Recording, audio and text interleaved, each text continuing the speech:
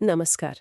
आज हम 2025 के भारतीय क्रिकेट के एक ऐसे पहलू की गहराई में जा रहे हैं जिसके बारे में आजकल काफी बातें हो रही हैं, वो गुप्त हथियार।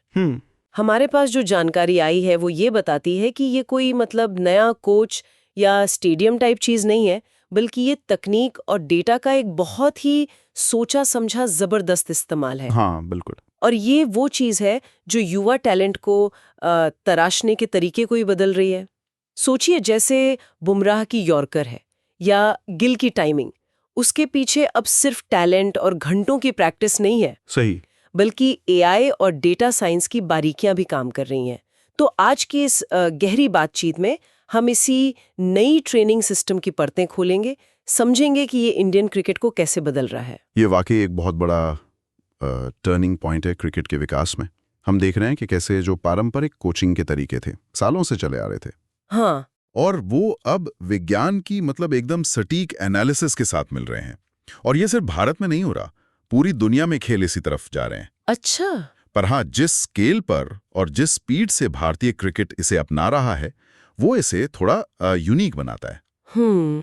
ये बातचीत हमें बताएगी कि कैसे अब हर बॉल, हर शॉट, हर रन, यहाँ तक कि खिलाड़ी की थकान तक को डेटा से मापा जा रहा है और बेहतर प्रदर्शन के लिए इस्तेमाल किया जा रहा है। सही कहा। तो चलिए आज की बातचीत में हम देखते हैं कि ये नई तकनीकें असल में है क्या, कैसे ये एआई मतलब आर्टिफिशियल इंटेलिजेंस कोचिंग में एक तरह की क्रांति ला रहा है, हम्म। कैसे ये डेटा भारतीय टीम को मैदान पर वो एक्स्ट्रा एज, वो बढ़त दिला रहा है, और इन सबके कॉम्बिनेशन से कैसे फ्यूचर के स्टार्स तैयार हो रहे हैं। तो सबसे पहले बात करते हैं इन हाईटेक ट्रेनिंग सेंटर्स की।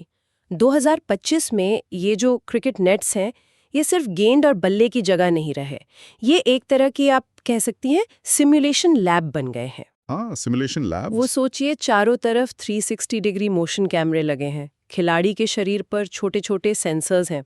अब जब कोई बॉलर दौड़कर बॉल फेंकता है तो उसके कंधे का एंगल, कलाई की पोजीशन, पैर जमीन पर कहाँ कैसे लैंड हो रहा है, ये सब कुछ मतलब मिलीमीटर की प्रिसीजन के साथ रिकॉर्ड होता है। और ये सिर्फ रिकॉर्डिंग नहीं है। हाँ। असली चीज तो इसके बाद शुरू होती है। एआई इस सारी डेटा को तुरंत एनालाइज करता है। अच्छा। मान लीजिए, एआई बताता है कि अगर बॉलर अपनी कलाई को सिर्फ 2 डिग्री और मोड़ दे तो बॉल की स्पीड शायद 5 किलोमीटर प्रति घंटा बढ़ सकती है। अरे वाह। या फिर अगर वो अपना फ्रंट फुट थोड़ा सीधा रखे तो उसकी कमर पर जो स्ट्रेस पड़ता है वो कम होगा। इसे आप परफॉर्मेंस का माइक्रो मैनेजमेंट कह सकते हैं। माइक्रो मैनेजमेंट सही शब्द है। हाँ, मतलब उन छोटी छोटी डिटेल्स पर ध्यान देना जो शायद पहले कोच की नजर से चूक जाती थी, या जिनका असर मापना बहुत मुश्किल था। बिल्कुल। और बैट्समैन के लिए भी ये कुछ कम नहीं है। एआई अब बल्लेबाज की एक टर्म यूज हो रहा है, टेम्पो लिटरेसी, उसको मापता है। टेम्पो लिटरेसी, ये क्या चीज है? हाँ, बड़ा दिलचस्प शब्द है। इसका मतलब है कि खिलाड़ी प्रेशर में कैसे फैसले लेता है, कब डिफेंड करना है, कब अटैक करना है, किस बॉलर के खिलाफ कौन सा शॉट ज्यादा चलेगा। एआई ये तक बता सकता है कि भाई ये कवर ड्राइव खेलने पर सक्सेस रेट मान लीजिए 85% है, लेकिन वही बॉल अगर आप मिड विकेट की तरफ खेलेंगे तो चांस घटकर 40% रह जाता है। अच्छा, तो ये तो सिर्फ अंदाजे या गट फीलिंग से हटकर एक तरह से सॉलिड प्रूफ दे रहा है बंदेबाज को। एग्जैक्टली। उन्हें अपनी ताकत और कमजोरियों का ज्यादा साइंटिफिक तरीके से पता चलता है। इससे उन्हें अपनी स्ट्रैटेजी बनाने में मदद मिलती है कि कब किस बॉलर के अगेंस्ट कौन सा शॉट खेलना बेस्ट रहेगा। ये अब सिर्फ आर्ट नहीं रहा, ये कैलकुलेटेड साइंस बन रहा है। और फिर आती है वर्चुअल रियलिटी यानी वीआर ट्रेनिंग। ये तो मुझे बहुत ही फैसिनेटिंग लगता है। हाँ, ये तो कमाल है। युवा खिलाड़ी नेट में पसीना बहाने के साथ साथ वीआर हेडसेट पहनकर प्रैक्टिस कर रहे हैं। वो दिल्ली में बैठे हैं लेकिन प्रैक्टिस कर रहे हैं सिडनी की तेज बाउंसी पिच पर स्टार्क का सामना करने की, बिना वहां जाए। हाँ, या चेन्नई के टर्निंग ट्रैक पर राशिद खान की गुगली खेल रहे हैं। ये सब बिना देश छोड़े। ये मेंटल प्रिपरेशन के लिए, मतलब मानसिक तैयारी के लिए बहुत बड़ा चेंज है। खिलाड़ी असली मैच से पहले ही उन मुश्किल कंडीशंस को एक्सपीरियंस कर लेते हैं। हाँ। इससे उनका आई हैंड कोऑर्डिनेशन बेहतर होता है और सबसे जरूरी, उनका कॉन्फिडेंस लेवल बढ़ता है। जब वो असली मैच में उन बॉलर्स को फेस करते हैं तो उन्हें वो गेंदें उतनी नई या खतरनाक नहीं लगती। इसी से जुड़ा एक और कॉन्सेप्ट है डिजिटल ट्विन का। Digital twin. हाँ, हर खिलाड़ी का एक वर्चुअल अवतार या कह लीजिए डिजिटल क्लोन तैयार किया जा रहा है, ये सिर्फ खिलाड़ी की टेक्निक नहीं दिखाता, अच्छा, बल्कि ये भी सिमुलेट करता है कि मैच के दौरान जैसे जैसे थकान बढ़ती है, मान लीजिए 30वें या 40वें ओवर में, तब उसकी बॉडी कैसे रिएक्ट करेगी, उसके शॉट खेलने की पावर पर क्या असर पड़ेगा। ये तो बहुत डिटेल में जा रहा है। हाँ, और इस जानकारी का इस्तेमाल कैसे होता है? बहुत प्रैक्टिकल तरीके से। इसी डिजिटल ट्विन के एनालिसिस के आधार पर हर खिलाड़ी के लिए पर्सनल ट्रेनिंग प्लान बनता है। Personalised plan. बिल्कुल। कितनी देर प्रैक्टिस करनी है, कब रेस्ट जरूरी है, किस तरह की एक्सरसाइज पे ज्यादा फोकस करना है, ये सब तय होता है। इससे ओवर ट्रेनिंग, जिससे इंजरी का खतरा बढ़ता है, और अंडर ट्रेनिंग, जिससे परफॉर्मेंस गिरती है, दोनों से बचने में मदद मिलती है। मतलब ट्रेनिंग अब वन साइज फिट्स ऑल नहीं रही, बल्कि हर खिलाड़ी की जरूरत के हिसाब से ढाली जा रही है। इस टेक्नोलॉजी का एक और बहुत अहम पहलू है कोचिंग पर इसका असर, जिसे हम एआई's क्रिकेट रेवोल्यूशन कह रहे हैं। हाँ, जैसा हमने कहा, एआई कोच की जगह नहीं ले रहा, बल्कि उनके हाथ और मजबूत कर रहा है, उन्हें ज्यादा इन्फॉर्म्ड बना रहा है। कोच अब सिर्फ अपने सालों के एक्सपीरियंस या अपनी गट फीलिंग पर डिपेंडेंट नहीं है। सही बात है। अब कोच एआई से स्पेसिफिक सवाल पूछ सकते हैं, जैसे इस पर्टिकुलर बैट्समैन को यॉर्कर डालने का सबसे सही टाइम क्या है जब उसके आउट होने का चांस सबसे ज्यादा हो, या अगले ओवर में स्पिनर को लाएं या पेसर को, पिच की अभी की हालत और बैट्समैन के पिछले रिकॉर्ड को देखते हुए। और एआई क्या करता है, वो पिछले कई सालों के मैच, हजारों बॉल्स का डेटा एनालाइज करके सेकंडों में सबसे प्रोबेबल जवाब दे सकता है। अच्छा, ये कोचिंग को काफी हद तक सब्जेक्टिव अंदाजों से हटाकर ऑब्जेक्टिव डेटा की तरफ ले जा रहा है। मतलब कोच अपनी एक्सपर्टीज और एक्सपीरियंस को एआई के एनालिसिस के साथ मिलाकर ज्यादा सटीक और इफेक्टिव फैसले ले सकते हैं। बैट्समैन का पूरा डेटाबेस फीड होता है। सच में? हाँ, उदाहरण के लिए अगर डेटा दिखाता है कि रोहित शर्मा लेग स्पिनर के खिलाफ कवर ड्राइव पर ज्यादा रन बनाते हैं, लेकिन गूगली पर थोड़ा अनकंफर्टेबल होते हैं, तो मशीन ठीक उसी लेंथ और टर्न के साथ गूगली फेंकने की प्रैक्टिस कराएगी। यानी ट्रेनिंग अब सिर्फ जनरल प्रैक्टिस में ही रही, बल्कि बहुत ही टारगेटेड हो गई है। सीधे उस वीकनेस पर काम हो रहा है जिसे डेटा ने हाईलाइट किया है। एग्जैक्टली।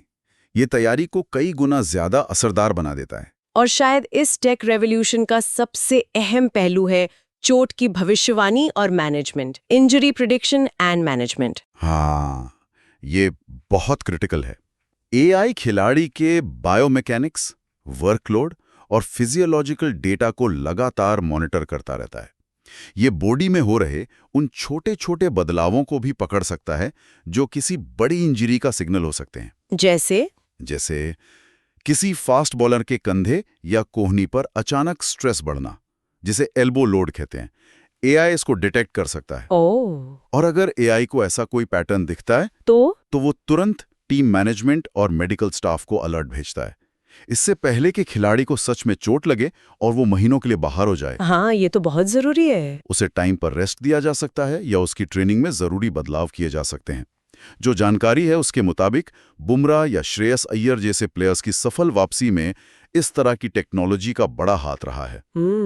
ये खिलाड़ियों के करियर को लंबा और सेफ बनाने में मदद कर सकता है। बिल्कुल। और सिर्फ फिजिकली नहीं, एआई खिलाड़ी के मेंटल पहलू को भी एनालाइज करने में मदद कर रहा है। मेंटल पहलू वो कैसे?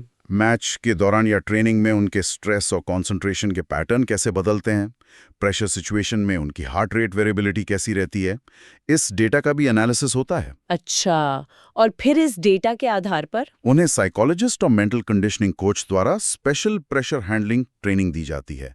उन्हें सिखाया जाता है कि कैसे मुश्किल मोमेंट्स में शांत रहें, अपने इमोशंस पर कंट्रोल रखें और बेस्ट परफॉर्मेंस दें। सही बात है। क्रिकेट सिर्फ बॉडी का खेल नहीं है, दिमाग का भी उतना है, और अब टेक उसमें भी मदद कर रही है। ये सब हमें हमारी बातचीत के तीसरे मेन पॉइंट पर लाता है, data based dominance, data driven dominance. हाँ, अब भारतीय क्रिकेट की स्ट्रेटेजी सिर्फ कोच के एक्सपीरियंस या कैप्टन की इंट्यूशन पर बेस नहीं है, उसके पीछे ठोस डेटा का सपोर्ट है। बिल्कुल सही। अब मैच के दौरान लिए जाने वाले कई फैसलों के पीछे रियल टाइम डेटा एनालिसिस काम कर रहा होता है। किस बैट्समैन के आउट होने पर किस नए बैट्समैन को भेजना है जो उस बॉलर के अगेंस्ट ज्यादा सक्सेसफुल हो सकता है, किस फील्डर को कहां खड़ा करना है ताकि किसी खास बैट्समैन का फेवरेट शॉट रोका जा सके। यहाँ तक कि ये भी कि किस बॉलर के लिए मिड ऑन को सिर्फ 5 मीटर आगे या पीछे करना है। बिल्कुल। ये छोटे छोटे एडजस्टमेंट भी अब डेटा के आधार पर हो रहे हैं। इससे तो ऑपोजिशन टीम को लगातार गेस करना पड़ता होगा। बिल्कुल। उन्हें समझ नहीं आता कि अगला मूव क्या होगा, क्योंकि फैसले सिर्फ ट्रेडिशनल सोच पर आधारित नहीं होते। इसके अलावा जैसा कि सोर्सेज बताते हैं, मैदान पर उतरने से पहले ही टीम को पिच के बारे में काफी डिटेल जानकारी मिल जाती है। पिच के बारे में कैसे? सेंसर्स और सैटेलाइट इमेजिंग टेक्नोलॉजी की मदद से पिच की नमी, घास की मोटाई, उसमें क्रैक्स कहाँ हैं और अनुमानित बाउंस कैसा रहेगा, इसका काफी सटीक अंदाजा लगाया जा सकता है। तो इसका मतलब है कि टॉस से पहले ही टीम मैनेजमेंट प्लेइंग 11 और बैटिंग ऑर्डर के बारे में ज्यादा इन्फॉर्म्ड डिसीजन ले सकता है। हाँ, अगर पिच स्पिनर्स के लिए अच्छी लग रही है तो साइड टीम में एक एक्स्ट्रा स्पिनर आ जाए। ये छोटी छोटी बातें मिलकर मैच में एक बड़ी स्ट्रैटेजिक एडवांटेज दे सकते हैं। और एक और जरूरी बात है वर्कलोड मैनेजमेंट की। हम जानते हैं कि 2025 का क्रिकेट कैलेंडर कितना पैक्ड है। बहुत ज्यादा। T20 leagues, bilateral series, ICC tournaments, लगातार क्रिकेट। ऐसे में प्लेयर्स का थक जाना या बर्नआउट होना एक बड़ा रिस्क है। बिल्कुल। और AI यहाँ भी एक अहम रोल निभा रहा है। वो कैसे? AI हर खिलाड़ी के खेलने का टाइम, ट्रैवल, ट्रेनिंग की इंटेंसिटी, इन सब का डिटेल्ड रिकॉर्ड रखता है। ये एनालाइज करके बताता है कि किस खिलाड़ी पर कितना फिजिकल और मेंटल लोड पड़ रहा है। अच्छा। इसी डेटा के बेस पर रोटेशन पॉलिसी तय होती है, किसे रेस्ट देना है, किसे किस फॉर्मेट में खिलाना है, ताकि हर प्लेयर फ्रेश रहे और अपना बेस्ट दे सके। ये टीम की बेंच स्ट्रेंथ और प्लेयर्स की करियर लॉन्जेविटी के लिए बहुत जरूरी है। हाँ, और इस डेटा वाले माहौल में जो एक्सपीरियंस खिलाड़ी हैं, उनका रोल भी बदल रहा है। जैसे जानकारी मिली है, युवराज सिंह जैसे पूर्व दिग्गज अब मेंटोर के तौर पर यंग टैलेंट जैसे गिल या अभिषेक शर्मा को गाइड कर रहे हैं। हाँ, लेकिन अब उनकी सलाह सिर्फ उनके एक्सपीरियंस पर बेस्ड नहीं होती। तो फिर वो अब डेटा का भी इस्तेमाल करते हैं। वो युवा खिलाड़ियों को उनके स्कोरिंग मैप या हीट मैप दिखाते हैं, मतलब उन्होंने ग्राउंड के किन एरिया में ज्यादा रन बनाए हैं और कहाँ उन्हें मुश्किल हुई है। अच्छा, विजुअली दिखाते हैं। हाँ, वो उन्हें बताते हैं कि डेटा के हिसाब से उनके कौन से शॉट्स ज्यादा इफेक्टिव हैं और किन एरिया में इंप्रूवमेंट की जरूरत है। ये एक्सपीरियंस और टेक्नोलॉजी का एक बेहतरीन कॉम्बिनेशन है जो यंग प्लेयर्स को तेजी से सीखने में मदद कर रहा है। और इस सब का फाइनल नतीजा क्या है? भविष्य के सितारों का उभरना, फ्यूचर स्टार्स इमर्ज। बिल्कुल। टेक्नोलॉजी ने सिर्फ मौजूदा खिलाड़ियों को ही बेहतर नहीं बनाया है, बल्कि नया टैलेंट खोजने और उसे तराशने के तरीके में भी क्रांति ला दी है। बिल्कुल। अब टैलेंट हंट सिर्फ बड़े शहरों या जानी मानी एकेडमियों तक ही सीमित नहीं रहा। दूर दराज के गांवों या छोटे शहरों में भी हाँ, एक साधारण स्मार्टफोन कैमरा और AI बेस्ड ऐप की मदद से किसी युवा गेंदबाज के एक्शन या बल्लेबाज की टेक्निक का बेसिक एनालिसिस किया जा सकता है। ये तो कमाल है। मतलब अब टैलेंट कहीं भी हो उसे पहचाना जा सकता है। हाँ, संभावना बढ़ गई है। ये ऐप पोटेंशियल टैलेंट को फ्लैग कर सकते हैं, जिसके बाद स्काउट या कोच उन पर ध्यान दे सकते हैं। इससे भारत के हर कोने से टैलेंट को सामने लाने और उन्हें सही गाइडेंस देने का रास्ता खुल गया है। और हम देख भी रहे हैं कि मुशीर खान, उदय सहारन जैसे खिलाड़ी बहुत कम उम्र में ही इंटरनेशनल लेवल के लिए तैयार दिख रहे हैं। हाँ, बिल्कुल। इसका कारण क्या है कि ये खिलाड़ी इतनी जल्दी रेडी हो रहे हैं? इसका एक बड़ा कारण यही है कि उनकी ट्रेनिंग की नींव पारंपरिक तरीकों के साथ साथ सटीक डेटा एनालिसिस पर रखी गई है। उन्हें सालों तक सिर्फ खेलते रहने और गलतियां करके सीखने का इंतजार नहीं करना पड़ता। डेटा उन्हें बहुत जल्दी बता देता है कि उनकी टेक्निक में कहाँ कमी है, उनके फिजिकल फिटनेस में कहाँ सुधार की जरूरत है और उनकी स्ट्रैटेजी में क्या बदलाव लाना है। इससे उनका डेवलपमेंट बहुत तेजी से होता है। कम टाइम में ज्यादा सीख रहे हैं। एग्जैक्टली। और जब ये युवा खिलाड़ी इंटरनेशनल स्टेज पर आते हैं तो वो मेंटली भी ज्यादा प्रिपेयर्ड होते हैं। हाँ, वो VR वाली बात। हाँ, जैसा हमने VR और सिमुलेशन की बात की, वे नेट्स में या वर्चुअल रियलिटी में पहले ही दुनिया के बेस्ट बॉलर्स और अलग-अलग पिचों का सामना कर चुके होते हैं। उनके डिजिटल क्लोन के जरिए उनकी स्ट्रेंथ और वीकनेस का एनालिसिस हो चुका होता है। सही कहा। इसलिए उनके लिए इंटरनेशनल क्रिकेट के चैलेंजेस से अडेप्ट करना थोड़ा आसान हो जाता है। वो उस बड़े मंच के प्रेशर के लिए ज्यादा तैयार होते हैं। और जैसा कि स्रोत इशारा कर रहे हैं, इसी वजह से आने वाले सालों में भारतीय क्रिकेट का दबदबा और भी बढ़ने की संभावना है, क्योंकि नई पीढ़ी के खिलाड़ी टेक्निकली और मेंटली पहले से कहीं ज्यादा एडवांस्ड और रेडी होकर आ रहे हैं। तो ये थी हमारी आज की गहरी बातचीत 2025 में भारतीय क्रिकेट के उस गुप्त हथियार पर। टेक्नोलॉजी और डेटा का वो पावरफुल कॉम्बिनेशन जो इस खेल को फंडामेंटली बदल रहा है। ये अब सिर्फ पैशन और टैलेंट का खेल नहीं रहा, बल्कि एक साइंस बनता जा रहा है, जहां परफॉर्मेंस के हर छोटे बड़े पहलू को मापा जा सकता है, सुधारा जा सकता है और ऑप्टिमाइज किया जा सकता है। ये सब जानने और समझने के बाद एक विचार मन में आता है जिस पर शायद हमें आगे और सोचने की जरूरत है। क्रिकेट हमेशा से मतलब ह्यूमन इमोशंस, इंस्टिंक्ट हाँ, वो इंस्टिंक्ट वाली बात। और खिलाड़ी की नेचुरल प्रतिभा का खेल रहा है।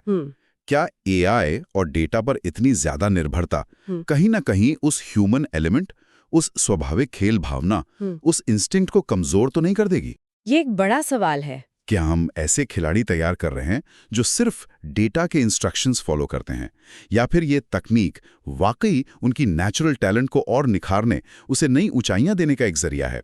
ये एक ऐसा सवाल है जिसका जवाब शायद हमें आने वाले समय में जैसे जैसे खेल और इवॉल्व होगा वैसे ही मिलेगा।